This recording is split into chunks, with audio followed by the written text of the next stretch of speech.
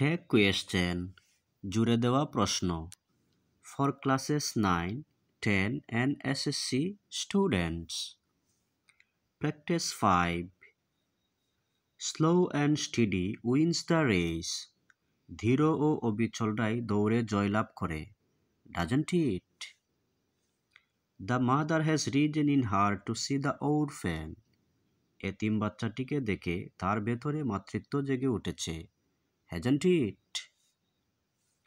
He hardly cast a vote for me. সে আমার পক্ষে vote দেয় না বললেই চলে, did he?